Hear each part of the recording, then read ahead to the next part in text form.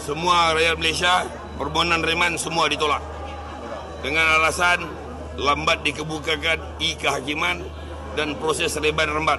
Sebab apa? Tangkapan ramai, proses nak dibuat satu persatu, nak dikelaskan. Jadi permohonan reman lambat dibuat. So, Magistrate reject. Modus operandi pada GISB ini, mangsa-mangsa ini daripada risikan statement yang kita dapat, mangsa-mangsa ini diajar, dididik, meliwat dan seterusnya mangsa diliwat oleh penjaga dan dipaksa meliwat penghuni kanak-kanak yang lain.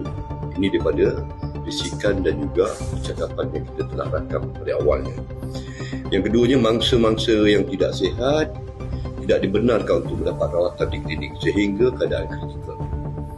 Mangsa kanak-kanak dan juga sentimen agama digunakan untuk menagih simpati dan juga mendapat sumbangan daripada luar. Okey, Datuk Seri, berkenaan dengan OPS Global ni, apa pandangan Datuk Seri berkenaan siasatan kes ni?